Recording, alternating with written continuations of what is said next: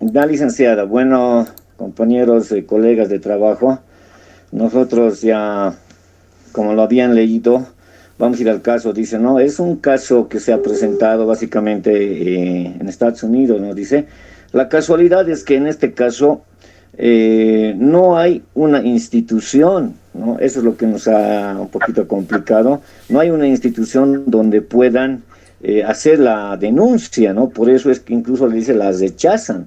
Por eso, como no hay eso, entonces van, pero sí existe una institución de protección de animales. Entonces ahí van más o menos a denunciar para que se pueda procesar, ¿no? En este caso, ese es el contexto. Eh, entonces, no se ha podido hacer eso. Lo que aquí vamos a hacer ahora es, dice, um, lo que, ¿cómo podemos realizar la pregunta uno, licenciado? Un momentito, por favor, me espera. Se me movió aquí. ¿Cómo podemos hacer eso? Dice, a través... La pregunta es, ¿no? ¿Qué ¿Cómo la tipo, pregunta? qué Sí. tipo de violencias han identificado en esta historia? Ya, hemos encontrado principalmente, licenciada, la violencia física. Al utilizar los instrumentos como son la tijera, esos ya son físicos. Violencia física hemos encontrado en primera instancia. Y también hemos encontrado a la par la violencia psicológica. La violencia psicológica porque le han tenido, dice, todo el tiempo perturbada, sometida. Eso, licenciada, eso es en cuestión a la pregunta uno. En cuestión a la pregunta 10, ¿quiénes fueron las víctimas primarios y secundarios de Marilyn Helen? Dice, primarios directamente los padres porque ellos han causado las lesiones físicas y psicológicas a la niña. Como actores secundarios tendremos a los tribunales, aquellos tribunales que no han dado oportunamente lo que es la justicia reparadora, en este caso, licenciada. Y luego la otra pregunta dice, ¿se puede comparar este hecho histórico con los que pasa en nuestro contexto? Sí, licenciada, sí se puede comparar porque en la mayor parte actualmente, como dicen ahí, aún no existe unas instituciones que estén cercanas y nos den pronta solución al problema, ¿no? No hay una atención oportuna y se convierte en procesos largos y tediosos que hacen que el caso en el tiempo se vaya perdiendo, licenciada. La otra pregunta 4 dice, ¿podemos reducir el riesgo de violencia en la unidad educativa? ¿Con qué recursos contamos? Dice. Bueno, contamos con los recursos más que todo. Uno de los principales elementos va a ser la comunicación, la socialización, los talleres. Eso es lo que nos va a llevar dentro de la educativa a reducir, ¿no? Porque usted, como lo dijo, nosotros no somos sancionadores ni juzgadores, somos preventivos. Entonces, de esa manera podemos prevenir, licenciada. Ahora, con respecto a la pregunta 2, nos ha tocado como grupo 3 el ámbito que dice los operadores de justicia administrativos y judiciales, ¿no? ¿Cómo se revictimiza? Entonces, ¿cómo no podemos hacer para que se revictimice? Dice, con una atención eficaz y efectiva. Si en el momento la atención es eficaz y efectiva, entonces no va a haber revictimización. Y si hay una buena capacitación a todo el sistema judicial, sean abogados, jueces, también va a ser de manera práctica. Así vamos a evitar ir 2, 3 veces donde el juez para que no sea la revictimización. Y en el ámbito de la terciaria, licenciado, dice, ante la sociedad, contar con un personal capacitado por el abordaje de la violencia, garantizando la privacidad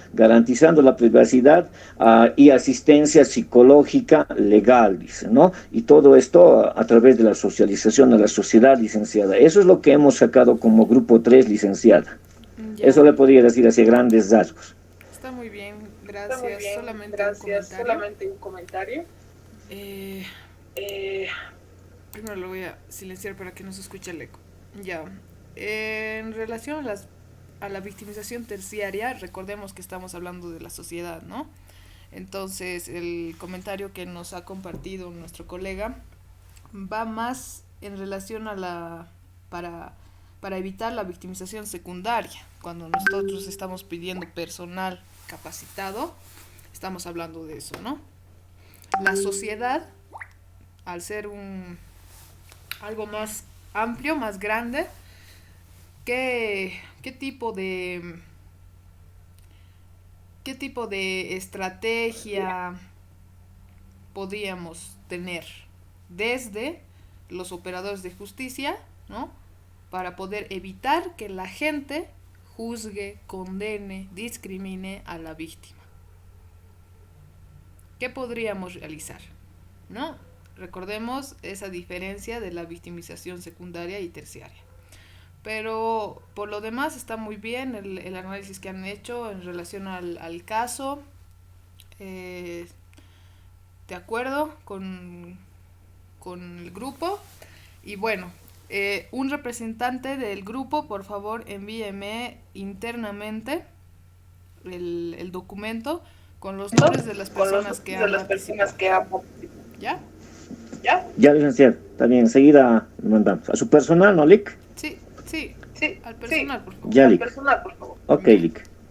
Ahora sí, el grupo 1 está, ¿ya? Sí, Lick. Adelante, adelante. Si quieren, compartan o también Eh, así nomás.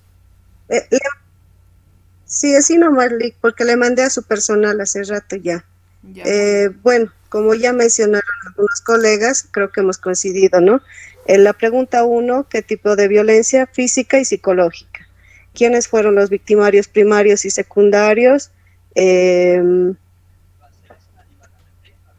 los primarios son los padres de familia y los secundarios serían los legisladores. ¿Se puede comparar esta historia que pasa en nuestro contexto? La respuesta fue: en nuestro contexto las normativas ya están establecidas, por lo tanto, animales y personas, bueno, ya hay una normativa. El problema son cuando los fiscales, jueces o defensorías no cumplen sus funciones. Entonces, ahí la diferencia. Podemos reducir el riesgo de violencia en la unidad educativa. ¿Con qué recursos contamos? Los colegas aportaron, ahora lo que más hablamos es del plan de convivencia armónica y pacífica, también con las brigadas de seguridad que se están formando en las unidades educativas. Algunos recursos que se toman también son como tener cámaras de vigilancia, que mencionaban algunos colegas que tienen en las escuelas, y que hay una persona específica quien monitorea, quien controla. También mencionaron que se puede trabajar como un recurso, son los valores para fortalecer en los estudiantes. Y en cuanto a la consigna 2, hablando de la revictimización en el ámbito de la escuela, cómo evitar la victimización secundaria, serían las instancias pertinentes deben hacerse cargo como corresponde y no caer así en las preguntas, ¿no? Como dijo, sobre lo que ya esta víctima ha pasado por esta situación. Entonces a veces se comete el error, o muchas veces lo hace y sigue preguntando, ¿no? Entonces eso es lo que se debe evitar. Y también en la terciaria sería tratando de proteger la identidad de la víctima en la comunidad educativa, ¿no? Para que ésta no sea señalada. Eso sería el LIC. Ya, muchas gracias. Esta última parte voy a rescatar que menciona el grupo 1 para poder mantener privados los datos de la persona que ha sufrido el hecho de violencia, ¿no?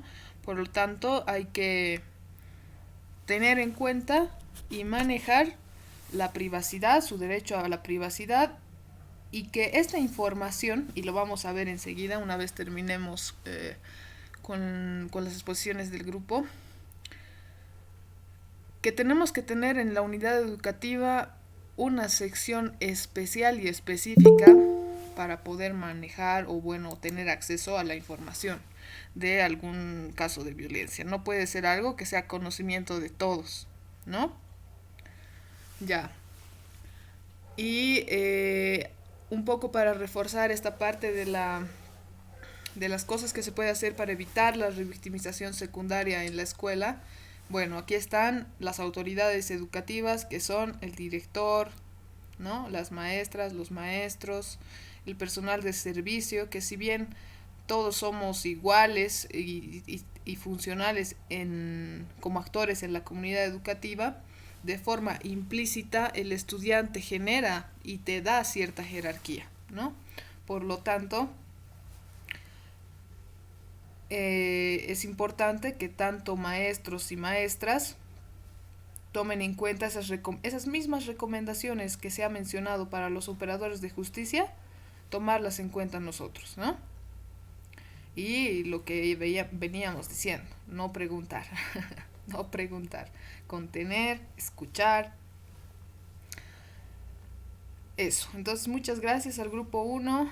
De igual manera, un representante, ya me enviaron, ¿no? Ya. Sí, sí. Entonces, pasamos al grupo 2. Muchas gracias, colega. Muchas gracias al grupo 1. Grupo 2.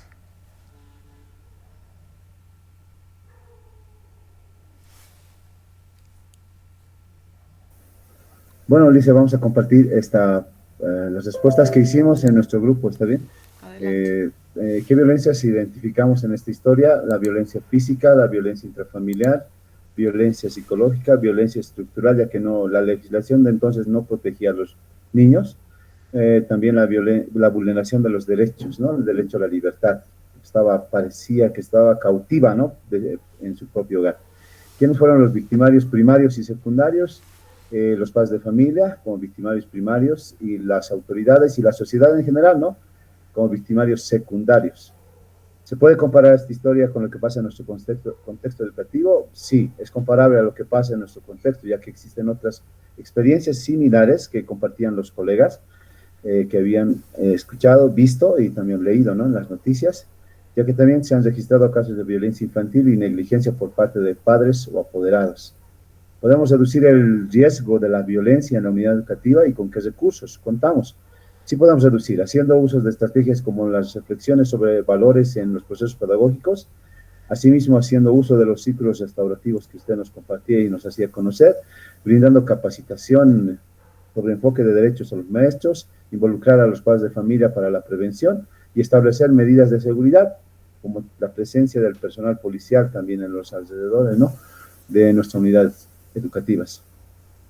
Dentro del análisis, ¿cómo podríamos evitar la victimización primaria y secundaria y terciaria? En la familia decíamos que como familia deberíamos estar abiertos a escuchar los sentimientos, el estado emocional que presenta la víctima. Como segundo aspecto, evitar culpar, juzgar a la víctima, ¿no? Seamos los primeros, la familia, en brindar el apoyo. Por eso decimos, como tercero, brindar apoyo emocional. No compartir información innecesaria, ¿no? Con otras personas, ¿no? Generalmente aquí hace su aparición el chisme, ¿no? Empezamos a hablar y las personas luego lo van a cambiar la historia y va a revictimizarse a la víctima. Y buscar ayuda profesional de parte de la familia. De parte de la sociedad, como revictimización terciaria, brindar un ambiente seguro, ¿no? Y protector para la víctima. Segundo, evitar juzgar o culpar a la víctima, como habíamos escuchado, y también hay que promover la autonomía de la persona, ¿no? Haciendo uso, bueno, trabajando en la resiliencia, que es un tanto difícil, pero hay que trabajar con la persona que ha sido víctima de esta situación de violencia. Hasta ahí podemos compartir, licenciada. Muchas gracias. Muchas gracias al grupo 2. Hay dos puntos que quisiera resaltar de este grupo. El primero es que han identificado diferentes tipos de violencia, ¿no? Y recordemos, pero, colegas, que ante una afectación en un derecho, digamos, este está sufriendo violencia física y psicológica. La pregunta es, ¿estos hechos no repercutirán en el acceso a los otros derechos? A la educación, a la recreación, a una vida digna, a no ser torturados, a opinar libremente, ¿no? Nos damos cuenta que en este caso este grupo ha identificado varios tipos de violencia, pero nos ayuda también a reflexionar a que son de forma sistemática todos los derechos en mayor o menor medida son afectados, ¿no? Y segundo, lo que indicaba el colega, resiliencia en las víctimas, ¿no? Correcto, correcto. Tenemos que tener una red social y no virtual, no me refiero a una red social virtual, ¿no? Sino una red social humana, para poder brindar un espacio seguro a la víctima, poder brindar las condiciones adecuadas para que esta persona se pueda reponer de de la situación que ha vivido, ¿no? Y las familias en la victimización secundaria tampoco tendrán que dudar, ¿no? Del testimonio de la niña, niño o adolescente que ha vivido una situación de violencia, ¿no? El dudar o decir, no, pero ¿qué más? ¿Qué es esto otro? ¿Qué es esto otro? ¿No? Entonces también es un aspecto que hay que tomar en cuenta. Muy bien, colegas, gracias al grupo 2 por su trabajo. De igual manera, me envían internamente y voy a tomar nota de sus nombres. No se olviden los nombres, por si acaso. Está bien, hijo, gracias. Gracias a ustedes. El grupo 4.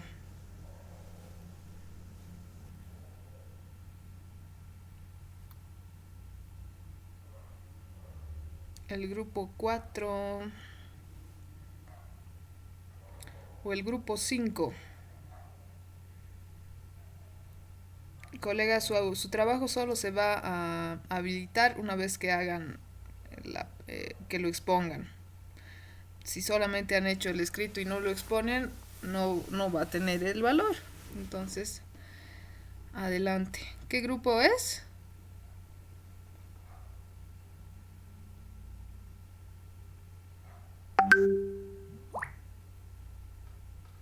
Estamos viendo la pantalla de un grupo, pero no sé cuál grupo será. Grupo 4, Alicia. Adelante.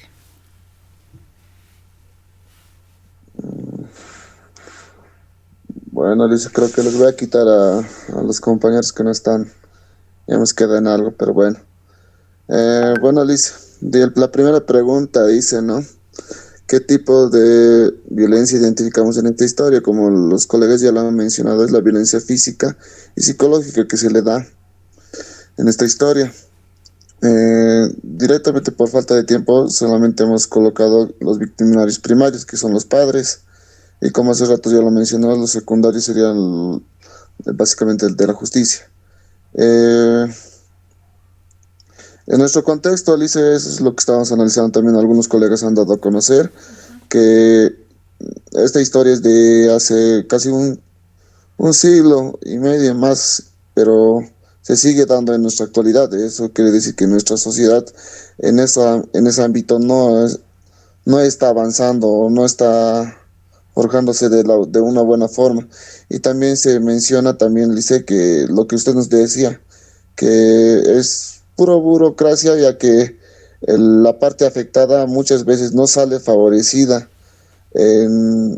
cuando sufre violencia. Por ejemplo, el caso reciente que se ha visto en las noticias, que estaba de de una persona que estaba, la amarraban contra su catre, ¿no? En ese caso, Lice, de la tercera pregunta.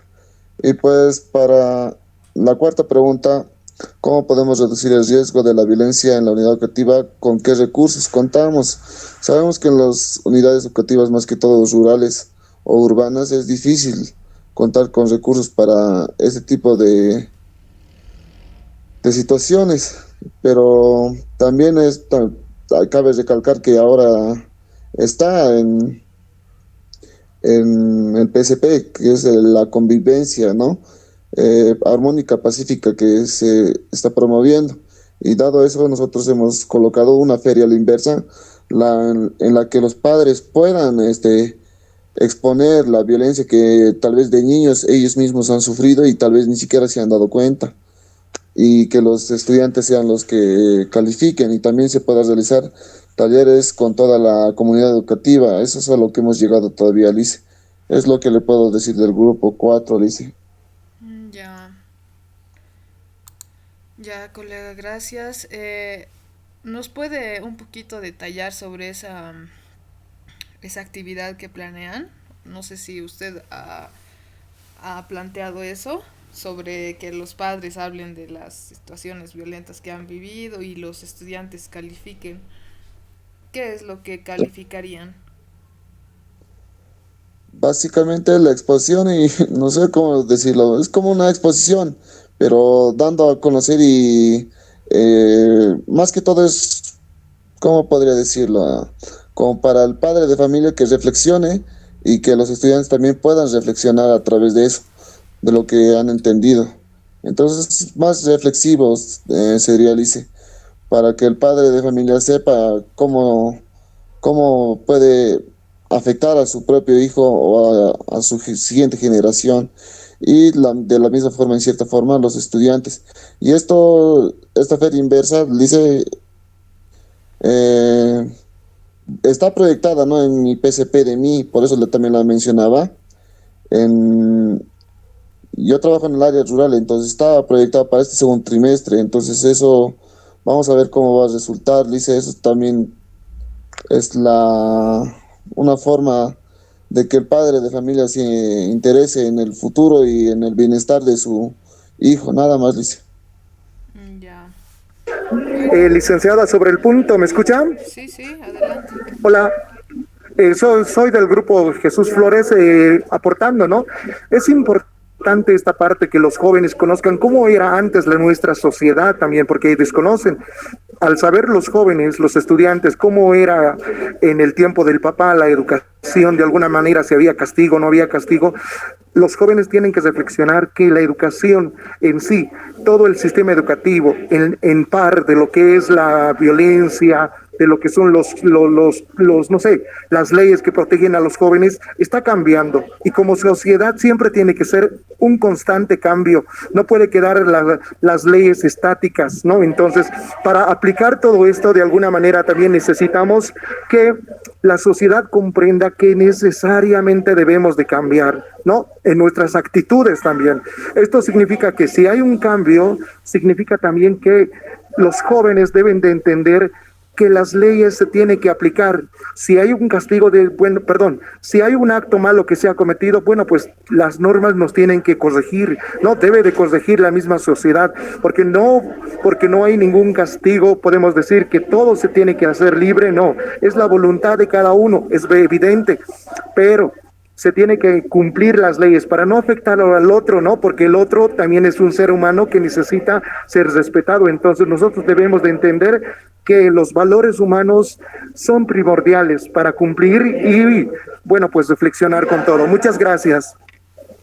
Gracias, colega. Buenas noches, ¿puedo aportar, por favor? Claro, adelante. Sí, bueno, respecto a la Feria de la Inversa, coincidimos con esa actividad. Expongo en varias unidades educativas. Yo trabajo en la zona sur, entonces se está tomando esta actividad como una prioritaria dentro del PCP. Las razones, si bien los colegas realizan diferentes actividades en el marco de los documentos, ¿no?, que se presentan, PCP, PAT, PDC y demás, las actividades quedan ahí en las aulas, pero como se puede apreciar en nuestra sociedad, son las familias las que están incurriendo en este tipo de errores, violando diferentes normativas, ¿no? Es así que se está tomando en cuenta esta actividad, la Feria de la Inversa, para que el padre de familia pues pueda inmiscuirse y adentrarse más en esta problemática, nos pueda ayudar y fortalecer en cuanto a la formación en valores de nuestros estudiantes. Gracias, licenciada. Muchas gracias, colega. Muchas gracias a los tres por ampliar esta actividad que mencionan. Solo les faltaría completar en la segunda partecita del documento, ¿sí?, lo que se ha mencionado, y de igual manera me envían. Muchas gracias al grupo 4 por trabajar y por los aportes que nos han dado. Muchas gracias. Ya casi para terminar, el grupo 5, por favor.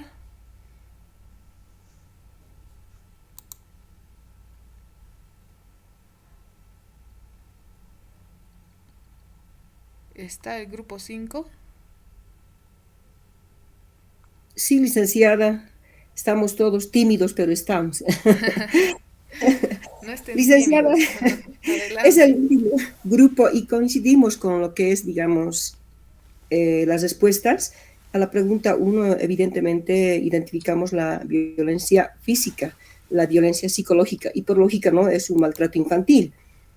En la pregunta 2 hemos identificado como victimarios primarios, y es obvio, sus padres, los padres de la niña, ¿no? Como victimarios secundarios a la misma sociedad, en este caso la sociedad americana, de acuerdo al texto de lectura, ¿no? Y el sistema judicial. La siguiente pregunta, ¿se puede comparar esta historia con lo que pasa en nuestro contexto? Dice. Y nosotros, bueno, coincidimos en que, bueno, pasaba y en alguna medida sigue pasando, ¿no? Sí, respondimos. Bueno, porque directamente los victimarios secundarios se dan por negligencia y omisión en la administración judicial que existe y las falencias que tiene por parte de las personas. Por otra parte, los padres y madres de familia, en algunos casos, se creen dueños de los hijos, es como si los hijos fueran de su propiedad, ¿no? Y se sienten en libertad de cometer algunas agresiones en el sentido de muchas veces decir es correctivo, ¿no? Bueno, y de esa manera a veces se van al otro extremo de lo que, digamos, ellos quieren tomar como correctivo. La otra pregunta, ¿podemos reducir el riesgo de la violencia en la unidad educativa? ¿Y con qué recursos contamos? Bueno, sí, se puede prevenir. Reducir, ¿no? En este caso prevenir y reducir. ¿A través de qué? Bueno, ahora lo que estamos trabajando, la elaboración del plan de convivencia, trabajar más que todo en las unidades educativas con lo que es la parte afectiva, socioemocional, concientizando a los padres de familia con charlas, talleres, entre otros, ¿no?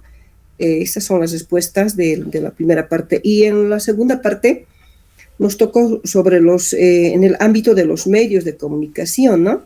Cómo podíamos evitar la revictimización secundaria y terciaria en los siguientes ámbitos, en este caso los medios de comunicación.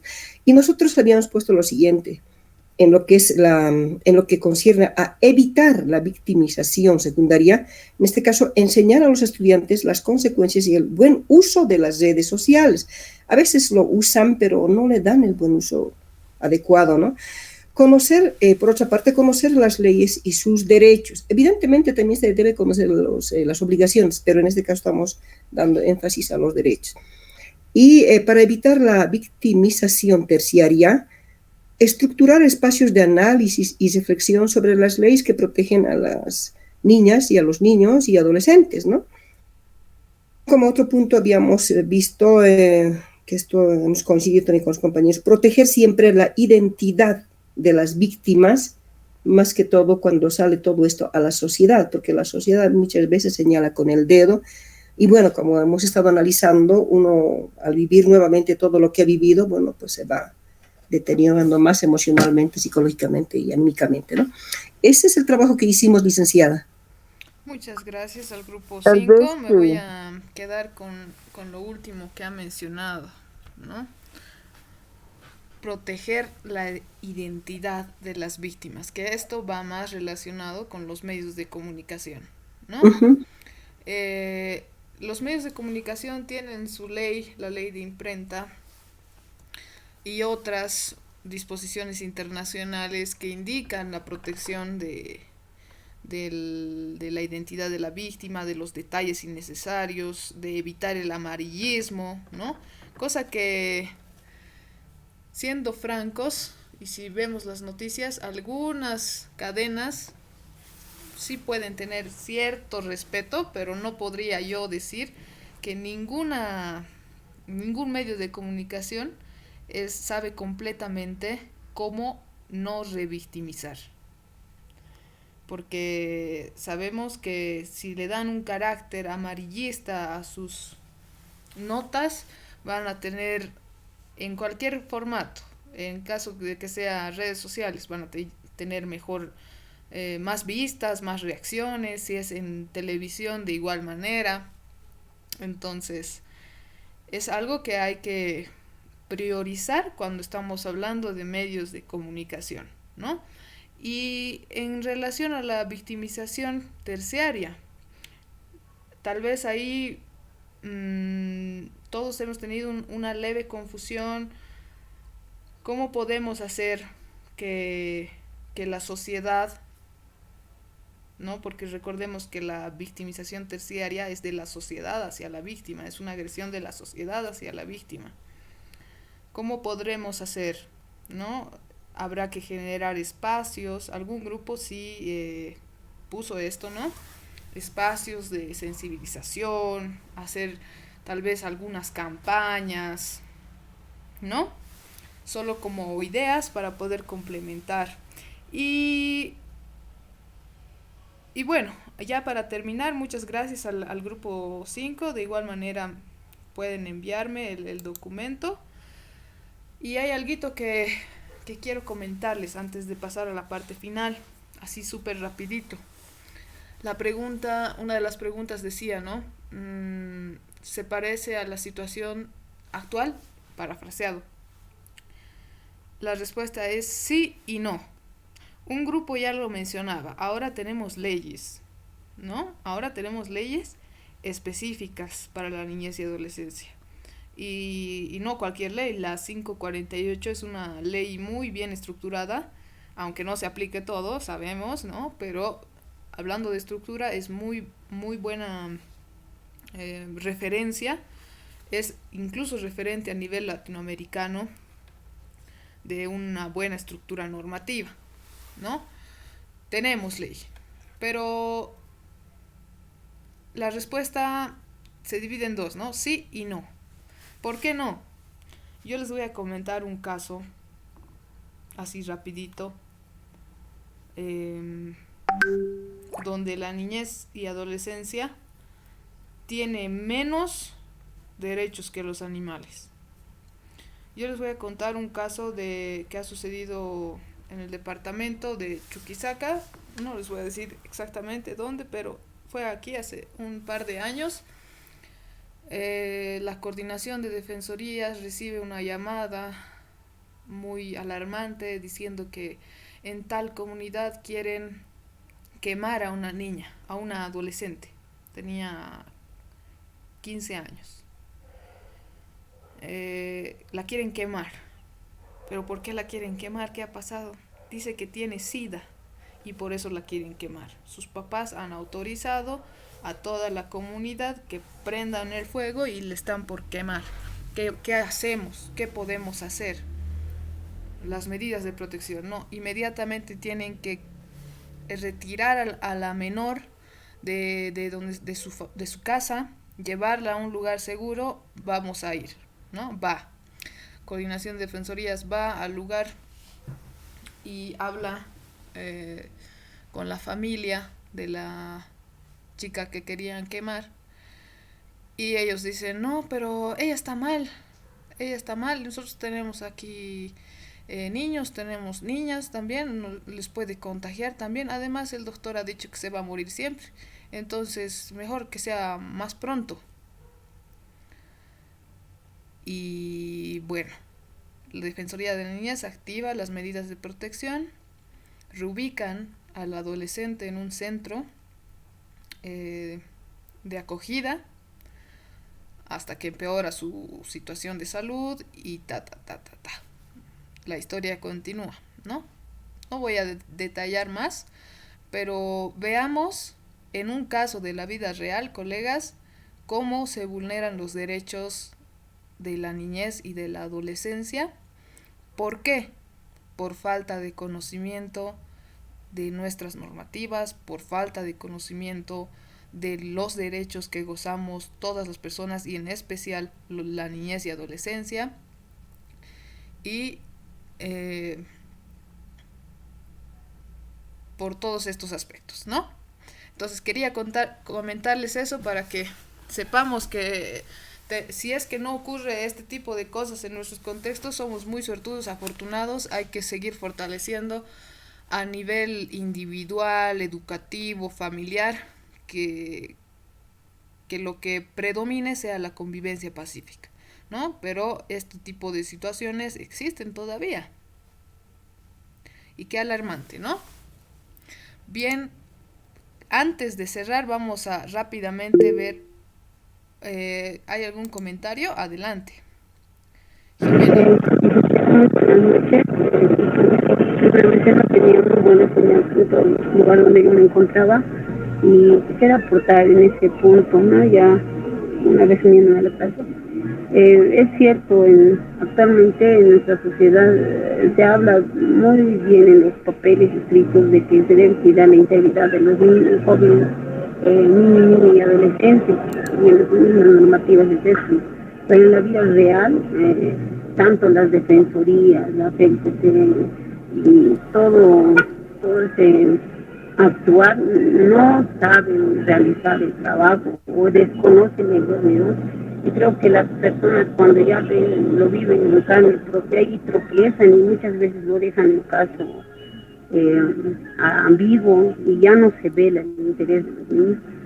Entonces en vida real se ve esos casos, se tropieza y peor todavía en lugares donde son en las ciudades, porque creo que están muy burocráticos, quieren hacer un lugar, tienes que ir allá, tienes que ir a hacer allá, tienes que hacer ese papel, y a la final ellos mismos no saben cómo manejar esta situación.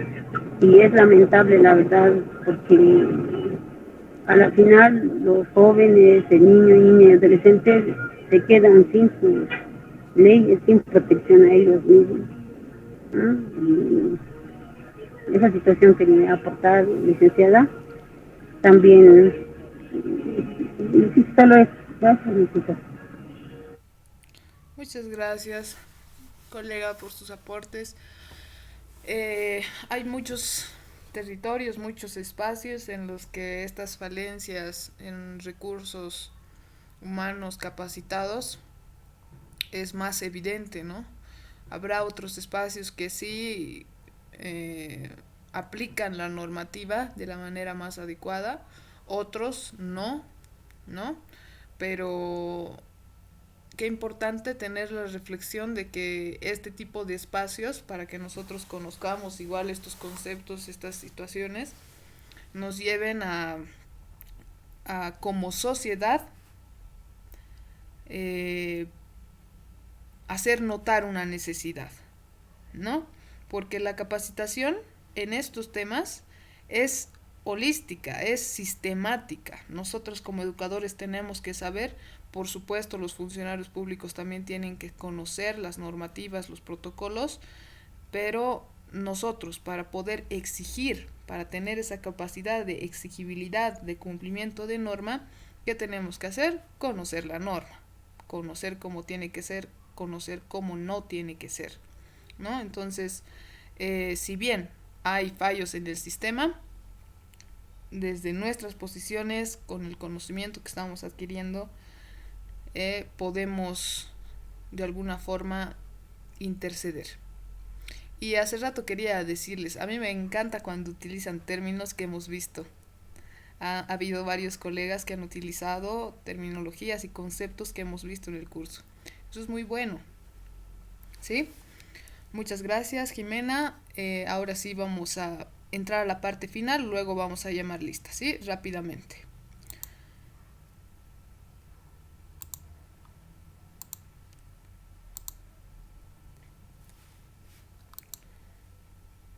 Vamos a ver rápidamente algunas orientaciones para la actuación cuando se sospecha o se conoce sobre algún caso de violencia.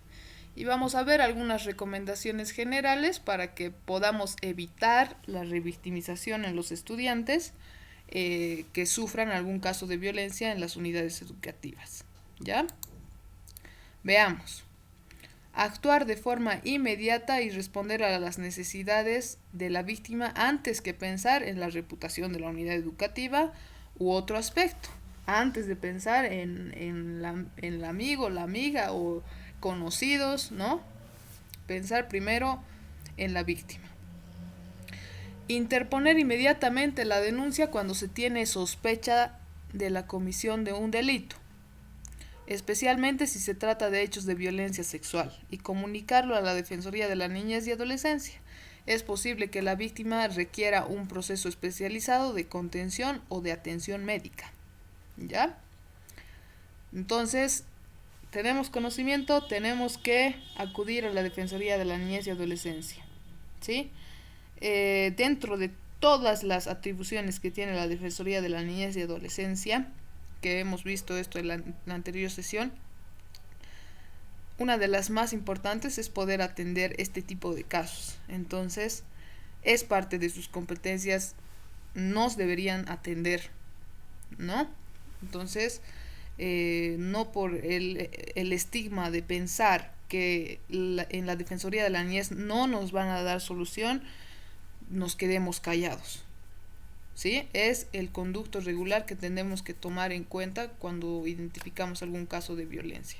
Ahora, si esta instancia no funciona o no acoge de la mejor manera a la víctima, entonces podemos pensar en otras instancias, ¿sí? Nos podemos movilizar directamente a la policía, a la fiscalía o en último caso a la Defensoría del Pueblo.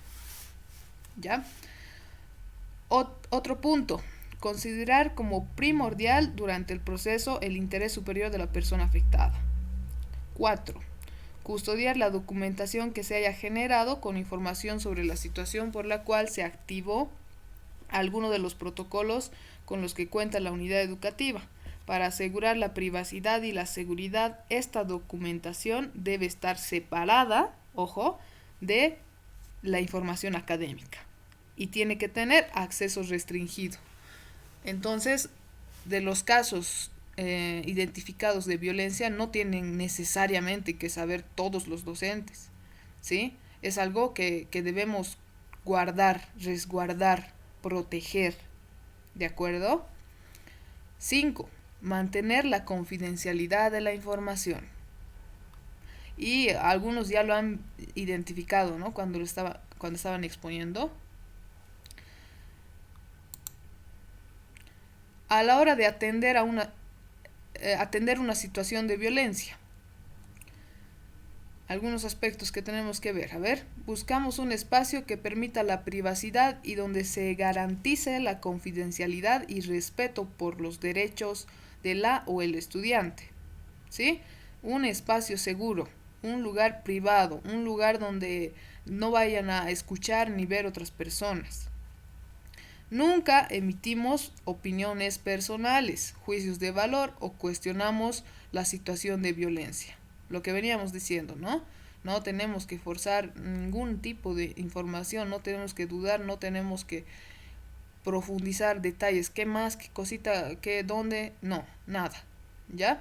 Solo vamos a tener esa escucha activa que mucho ya lo hemos mencionado. Nunca dudamos del relato de la víctima. Si hay aspectos que nos hacen dudar, no se los vamos a manifestar a la o el estudiante. Dejamos que las personas especialistas hagan su trabajo, ¿ya? Nunca vamos a confrontar a la persona afectada con el agresor o la agresora, ¿ya? Esto es algo que se hace mucho, pero que tenemos que evitar, porque muchas veces no se soluciona la situación en ese instante. Cuando hay, por ejemplo, una discusión, una pelea física, y confrontar ese momento y querer resolver ese momento como, ya, discúlpense, o ya, dense la mano. Eso es forzar una situación que no es para nada natural, ¿no? Y que pasando, una vez que el docente, la maestra, el maestro salga del aula, todo va a volver a ser igual o peor, ¿ya? Tomemos en cuenta entonces. No nos referimos a la persona afectada como víctima. Usamos su nombre, ¿ya? Usamos el nombre, un seudónimo, un apodo que tenga. No vamos a decir, la víctima de tal, ¿te acuerdas? No, está mal. Finalmente, no vamos a culpabilizar, no culpabilizamos, negamos o minimizamos la violencia o el abuso, ¿no? Otro, expresamos que la víctima ha hecho lo correcto al revelarnos lo que ha ocurrido.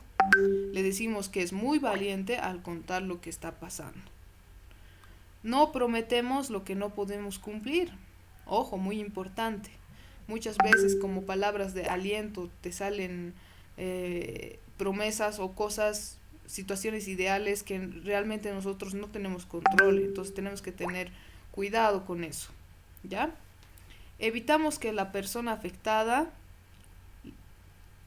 le cuente el relato a personas que no van a poder ayudarla o a varias personas en el centro educativo. El primer testimonio es suficiente. Entonces esto hay que, si un estudiante habla con nosotros, tenemos que hacerle saber, no tienes que contar a otras personas, no tienes la necesidad de hacerlo. Te hemos escuchado y te creemos. Eres muy valiente por decirnos todo esto y has hecho lo correcto. ¿Sí? Y 10. Por último, por ningún motivo, expulsamos o suspendemos al estudiante, a menos que la decisión sea tomada por el juez de la niñez y adolescencia por medida de protección como manda la norma. ¿Ya? El director no puede decidir así nomás el expulsar o suspender, ¿no? Bueno, gracias colegas, voy a dejar de grabar.